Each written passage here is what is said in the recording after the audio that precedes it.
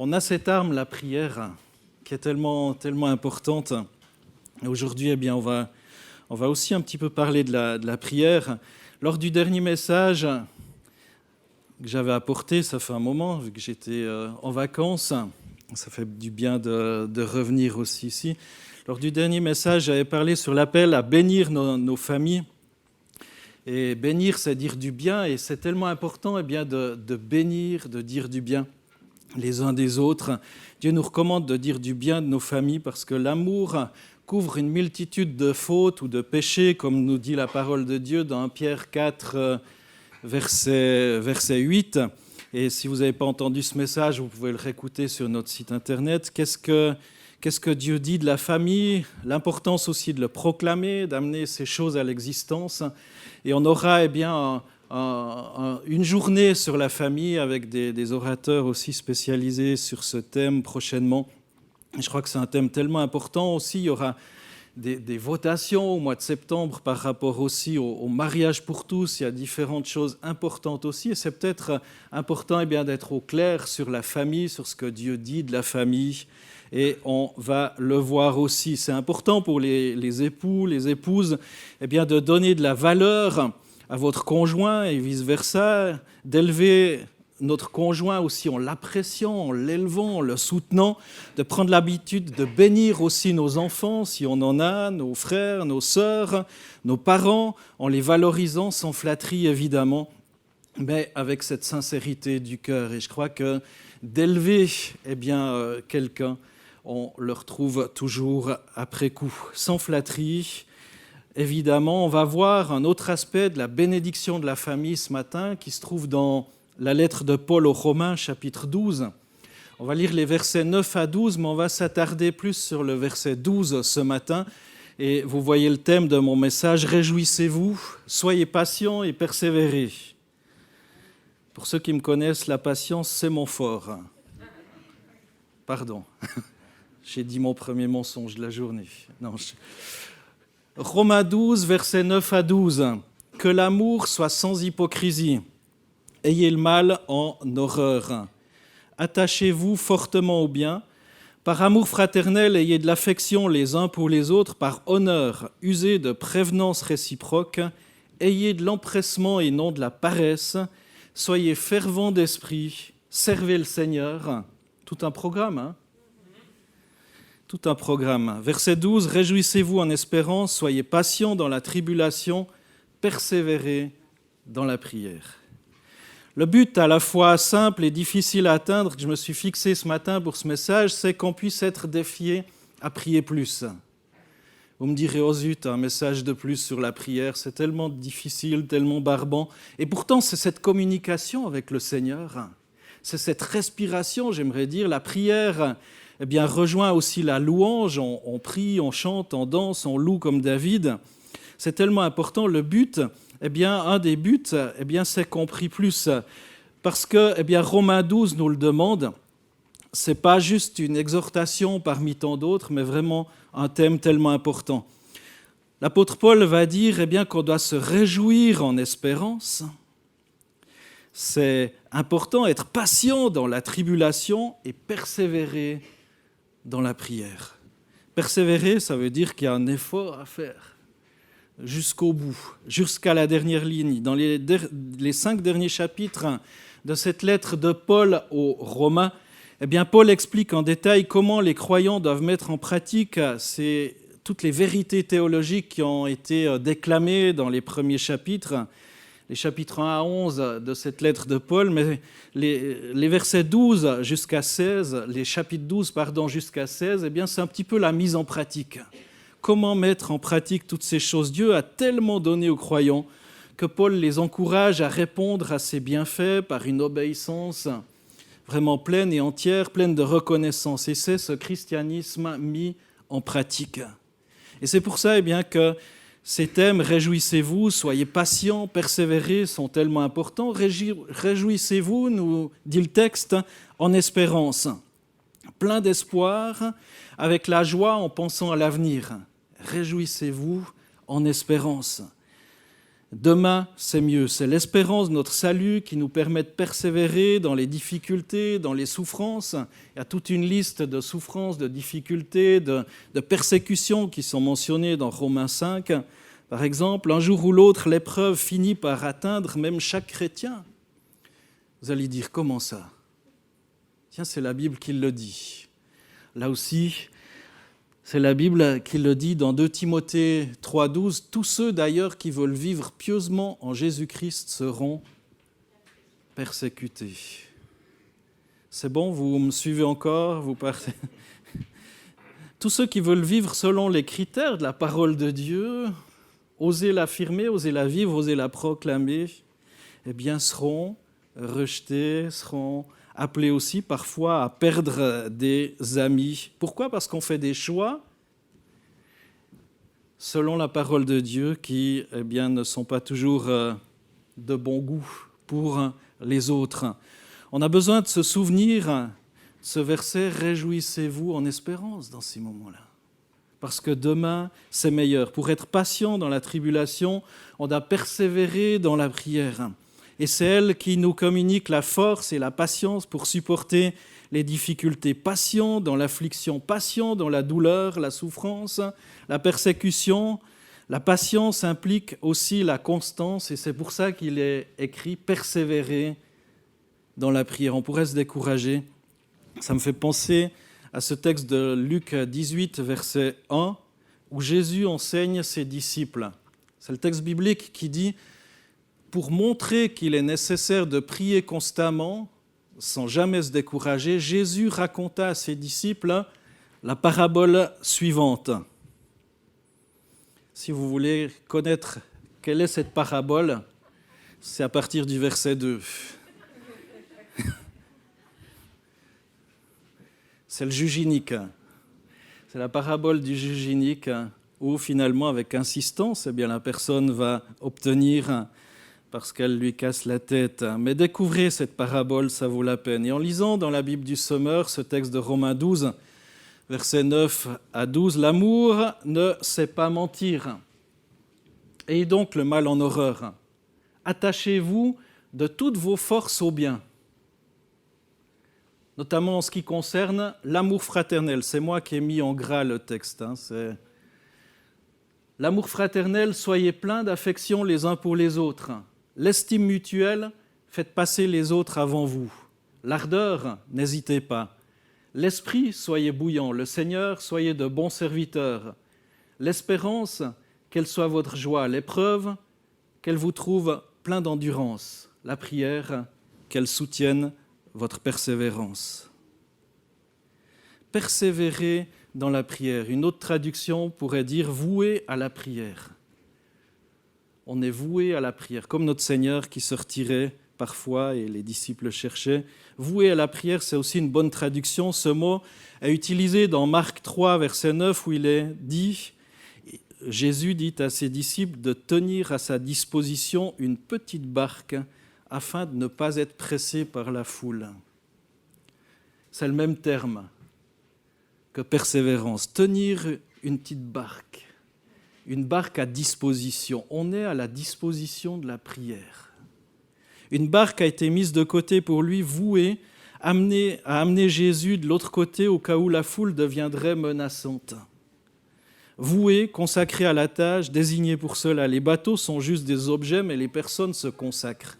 On est consacré, on est mis à part. Comme la petite barque est mise à part pour conduire Jésus quelque part, là, nous, on est consacré, voué pour la prière. Le mot est appliqué à une personne, il signifie qu'elle est vouée ou consacrée non seulement dans le sens choisi, mais aussi d'agir, de persévérer dans cette tâche. C'est pour ça que la plupart des traductions en français disent « persévérer dans la prière ».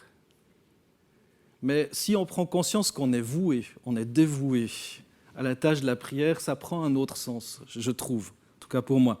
Dans Romains 13, verset 6, Paul parle ainsi du rôle du gouvernement. C'est le même terme. Ça va vous choquer. Romains 13, 6. Waouh. C'est aussi pour cela que vous payez les impôts.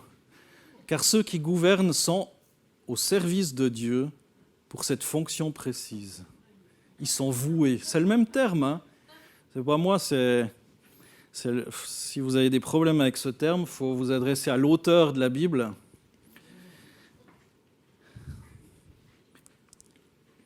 Non seulement ils ont été désignés par Dieu pour accomplir cette tâche, mais ils se consacrent à cette tâche parce qu'ils sont au service de Dieu. Alors évidemment, il y a des limites aussi à l'obéissance. Si on nous demande des choses contraires à la parole de Dieu, là, ce sera un thème aussi à développer, évidemment. Ce qui est remarquable à propos de ce mot, c'est que 5 fois sur 10, il est 10 fois dans le Nouveau Testament, il est utilisé bien pour désigner la prière. En plus de Romains 12, on trouve d'autres textes, par exemple Actes 1, 14. Actes 1, 14, tous, comment c'est après l'ascension de Jésus, pendant que les disciples attendaient la venue de l'Esprit à Jérusalem, tous d'un commun accord persévéraient dans la prière avec les femmes, avec Marie, mère de Jésus, avec ses frères. Ils étaient là à persévérer. Un autre texte, Actes 2, 42, c'était à propos des nouveaux convertis à Jérusalem, c'est dit, ils persévéraient dans l'enseignement des apôtres, dans la communion fraternelle, dans la fraction du pain, dans les prières. De nouveau, cette persévérance. Actes 6, 4, les apôtres vont dire, pour nous, nous persévérons dans la prière et dans le service de la parole. Être voué, être dévoué à la prière et au service de la parole de Dieu. Encore un, Colossiens 4, 2, Paul nous dit à tous, priez avec fidélité, demeurez vigilants par la prière adressée à Dieu avec reconnaissance. Priez avec fidélité. Pourquoi ? Parce que vous êtes voués à ça, en fait, cette persévérance. Vous aimez la prière ? Je suis content. Demain, il y aura plein de monde à 18h. Amen. À partir du Nouveau Testament, on peut dire que la vie chrétienne est une vie vouée à la prière. Et vous devez vous poser cette question, est-ce que je persévère dans la prière ? C'est pas facile, franchement. Être engagé dans la prière ne signifie pas que ce soit la seule chose qu'on fait. Bien que Paul dise à un autre endroit, dans 1 Thessaloniciens 5, 17, « Priez sans cesse ». Non, ça signifie que la prière demande de la consécration, demande du temps. Demande de dire je veux, vraiment je veux, comme un sportif va faire son sport tous les jours pour progresser, pour persévérer. On vient de terminer, je crois, ça se termine ou ça va se terminer les Jeux Olympiques. Imaginez la persévérance pour arriver à obtenir la médaille d'or ou même une médaille ou terminer dans une finale. Là aussi, persévérer. Ce ne sera pas la même chose pour tout le monde, mais ce sera quelque chose d'important. Il y a une différence entre le fait de se consacrer à la prière et de ne pas le faire. Dieu nous demandera des comptes. Est-ce qu'on est consacré à la prière ? Alors j'ai choisi ce thème, pas parce qu'il y a une semaine de jeûne et prière qui va suivre. Ce sera un peu facile, mais parce que je crois vraiment que le Seigneur a mis ça sur mon cœur. C'est cette respiration, cette communication avec le Seigneur qui est tellement importante. Je crois que beaucoup d'entre nous, on connaît des types de prières qu'on n'appellerait pas consécration à la prière. Prier seulement pendant le temps de crise, ce n'est pas un schéma d'engagement à la prière. Puis après, j'oublie le Seigneur. Le fait de prier au début des repas, c'est un type de prière, mais il ne correspond pas à ce que Paul exhorte l'Église à faire en se consacrant à la prière. C'est bien de prier avant le repas, mais ce n'est pas ça, être voué à la prière. Une prière courte avant de se coucher, ce n'est probablement pas non plus une consécration à la prière. Ou encore, lorsque tu es en train de conduire, puis tu t'es levé trop tard, puis que tu dis « Seigneur, aide-moi à trouver une place pour garer ma voiture ». Ça, ce n'est pas vraiment une grande consécration à la prière non plus. Tu vas dire « Super, le Seigneur est bon, encore une fois, j'ai ma place de parc qui s'est ouverte ». C'est vrai que le Seigneur agit. Toutes ces formes de prière sont bonnes, entendez-moi bien. C'est bien de prier sans cesse, Paul va dire prier sans cesse, ça fait partie, je dirais, de cette prière, mais être voué à la prière, c'est plus que juste ça, quoi. Je pense qu'on doit reconnaître que Paul attend plus et quelque chose de différent de la part des disciples du Christ lorsqu'il dit persévérer dans la prière. Évidemment, au travers de tout cela, on ne va pas oublier que la croix du Christ, sa mort à la place des pécheurs, est le fondement de la prière. C'est parce que Jésus-Christ a tout accompli qu'on peut prier. Il ne peut y avoir de réponse acceptable à pourquoi et comment on prie si Christ n'est pas mort à notre place. C'est pourquoi on prie au nom de Jésus. On ne prie pas, je ne sais pas quoi, au nom d'une divinité quelconque, mais on prie au nom de Jésus-Christ, au nom du Dieu vivant et vrai. Et en pesant le pour et le contre, les obstacles à la prière, je peux aborder avec vous, je vois que certains tombent dans la catégorie « pourquoi prier ?» Déjà se poser la question, si Dieu sait tout, si Dieu voit tout, si Dieu connaît tout, pourquoi prier ? Somme toute, on peut se poser la question. Il y a d'autres obstacles, c'est comment prier ? Des fois, on a l'impression de dire, mais Seigneur, comment prier ? Et d'ailleurs, c'était une question légitime que les disciples de Jésus lui ont dit, mais enseigne-nous à prier. Et a découlé cette prière aussi du Notre Père. Alors, on n'aura pas le temps de voir tout ce matin, on n'aura pas le temps de voir comment prier, mais je vais vous donner une réponse courte à la question de pourquoi prier, pour que, j'espère, on soit remué au plus profond de nous-mêmes afin d'oser vivre peut-être une nouvelle consécration à la prière. C'est tellement important. Pourquoi prier ? Je commence par 3 raisons pour lesquelles on doit prier. La première raison, ce texte dit, comme beaucoup d'autres, persévérer dans la prière. Romains 12, 12. Persévérer. Pourquoi prier ? Parce qu'autrement, si on ne le fait pas, c'est de la désobéissance à la Bible. Si la Bible nous demande de prier sans cesse, c'est déjà un acte d'obéissance de prier. Alors battez-vous, laissez pas vos faiblesses, votre fatigue ou parfois certaines choses qui encombrent notre vie inutilement prendre la place aussi de ces moments privilégiés avec Dieu. Dieu dit persévérer dans la prière. Et on a besoin de se battre pour ça. J'ai besoin de me battre, de dire mais oui, la Bible me dit de racheter le temps, parce que les temps sont mauvais. Et parfois, on perd tellement de temps à des choses futiles. Battez-vous pour ça. C'est un ordre du Seigneur. Deuxième raison, vos besoins personnels, ceux de votre famille, ceux de votre église, ceux des autres églises, la cause de la mission dans le monde, tous ces besoins sont énormes, sont importants. On entend qu'il y aura un stand chrétien aussi à la foire du Valais. C'est important aussi que les chrétiens s'unissent pour prier. Par exemple, pour que la parole de Dieu puisse être aussi proclamée même dans ces endroits-là. Dans de nombreux cas, on se trouve sur la corde raide, le ciel, la foi, la vie d'un côté et l'enfer, l'incrédulité, la mort de l'autre. Est-ce qu'on se rend compte qu'il y a un combat entre la vie et la mort ? Souvenez-vous du chagrin de Paul et de sa grande tristesse pour ses compatriotes, les Juifs qui périssent dans Romains 9, 2. C'est juste avant, si vous avez l'habitude de lire dans la Bible, sans ça, faites-le. Romains 9, 1 à 3. « Je dis la vérité en Christ, je ne mens pas. Ma conscience m'en rend témoignage. Par le Saint-Esprit, j'ai une grande tristesse et un chagrin continuel dans le cœur. Car je souhaiterais être moi-même anathème, c'est-à-dire séparé du Christ pour mes frères, mes parents, selon la chair. » Paul, il priait vraiment en se disant, mais je préférerais mourir, moi, que ce que mes compatriotes périssent. Il avait cette conscience qu'il y avait un combat vraiment entre la vie et la mort. Et souvenez-vous encore, dans Romains 10, 1, Paul va prier avec ferveur, « Frère, le vœu de mon cœur et ma prière à Dieu pour eux, c'est qu'ils soient sauvés. » Est-ce qu'on a vraiment cette persévérance aussi pour que les gens qui nous entourent soient sauvés, pour que nos familles soient sauvées, pour que nos proches soient guéris, soient visités, soient rejoints? Alors vous ne saurez pas pourquoi il faut prier tant que vous n'aurez pas réalisé que la vie est un combat entre la vie et la mort. Quand on prend conscience que ceux qui meurent sans le Christ sont damnés pour l'éternité, tant qu'on ne prend pas conscience, tant qu'on est dans un christianisme à l'eau de rose, vous savez, on ira tous au paradis, ou un truc comme ça, c'est un mensonge. On envoie des gens en enfer comme ça. Tant qu'on ne prend pas conscience que c'est un combat, et que les gens, s'ils ne se tournent pas à Christ, ils vont en enfer.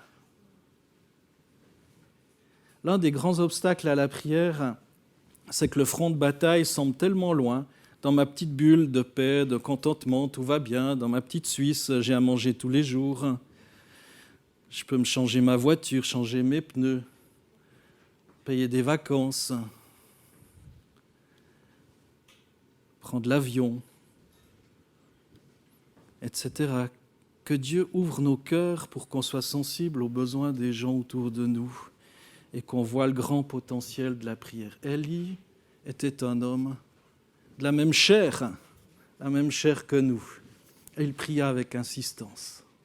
C'est ce que j'ai lu tout à l'heure, ce que j'ai cité. Une troisième raison pour laquelle il faut prier, c'est que Dieu agit lorsqu'on prie. En fait, Dieu peut faire plus en 5 secondes qu'on pourrait le faire en 5 ans. Combien de fois j'ai appris ça au fil des années ? On cherche des solutions, on tourne tout dans sa tête, on passe des nuits d'insomnie, des heures de travail, de frustration. Et puis finalement, quand on est au bout du bout, on va prier. Une petite prière.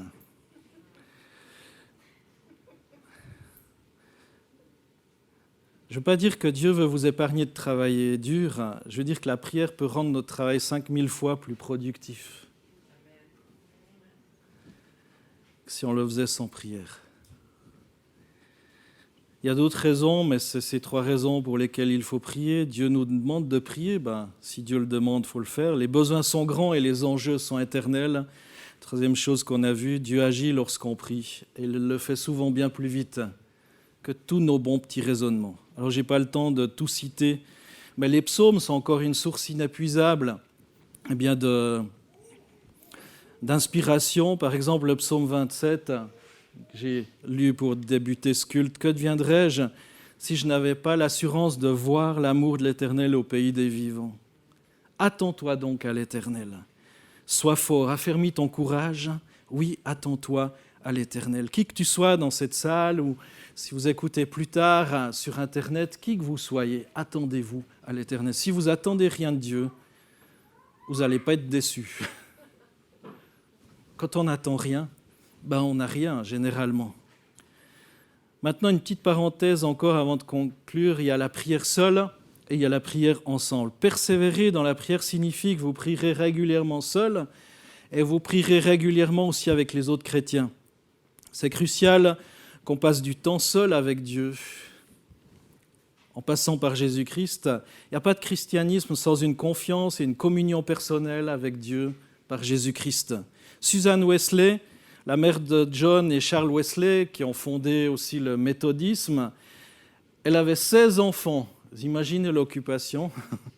Et il n'y avait pas tout le confort de l'époque, il fallait aller au puits, puiser de l'eau, etc. La lessive, il n'y avait pas Calgon ni d'autres choses. Et puis la machine à laver, c'était à la force du bras aussi. 16 enfants. Bon, j'imagine que les grands participaient aussi.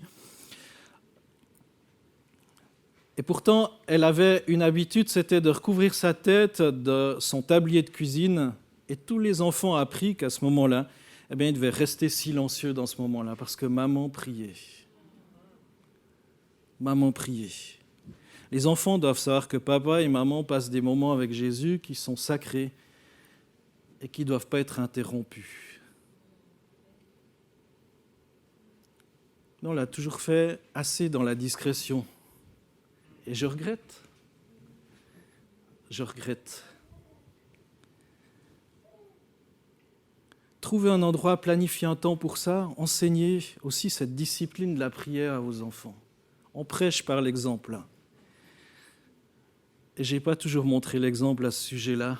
Non pas que je ne priais pas, mais vous savez, ça se fait pour soi, quoi. Quand tu as d'autres versets qui disent, tu rentres dans ta chambre, tu fermes la porte, et puis tu pries là dans le secret. Mais il y a aussi parfois ce devoir d'exemple. Timothée va dire que d'être un modèle, en prière, en parole, en foi, Je pense que ces temps de prière, seuls, c'est important, mais les temps de prière en communauté sont encore plus négligés que les temps personnels. Le Nouveau Testament mentionne de nombreux rassemblements de prière. En fait, la plupart des temps de prière mentionnés dans la Bible font penser qu'il s'agit de temps de prière communautaire. Acte 14, tous d'un commun accord persévéraient dans la prière avec les femmes, avec Marie, mère de Jésus, avec ses frères. Et après quoi, il y a eu le Saint-Esprit qui est venu. C'est quand même pas mal. Ça vaut la peine de persévérer dans la prière. Acte 12, lorsque Pierre sortit de prison, il avait été enfermé pour sa foi. Je vous passe les détails si vous voulez voir. Après réflexion, il se rendit à la maison de Marie, mère de Jean, surnommée Marc, où un certain nombre de personnes étaient réunies et priaient. Le temps de prière était courant et je crois formateur dans l'Église primitive. C'est important qu'on passe ces temps de prière aussi, ensemble.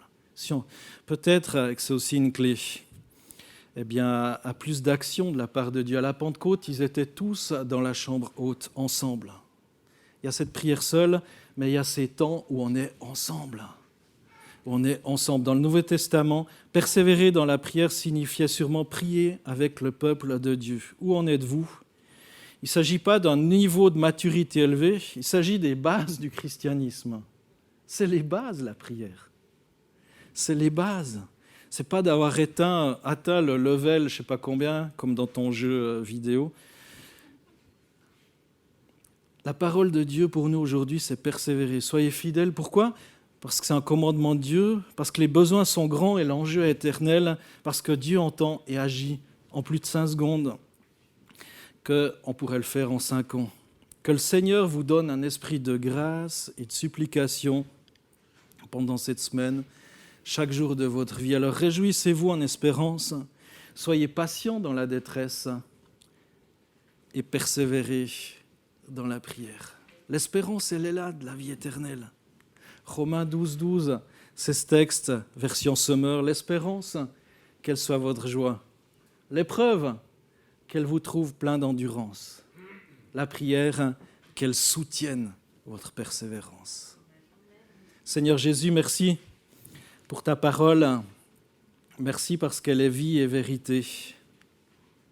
Merci parce que tu es là ce matin et Seigneur, tu veux qu'on puisse persévérer, qu'on puisse se réjouir en espérance, qu'on puisse être patient dans la détresse, dans les difficultés. Et Seigneur, qu'on puisse persévérer dans la prière. Aide-nous à être des modèles aussi à ce niveau-là pour nos familles, à bénir nos familles, à être en bénédiction pour ceux qui nous entourent. Et Seigneur, aide-nous à progresser. Pas juste une petite prière comme ça, mais Seigneur, qu'on puisse persévérer, qu'on puisse progresser, qu'on puisse aimer communiquer avec toi, qu'on puisse aimer aussi ces temps de prière communautaires. Béni soit ton nom, Jésus. Amen.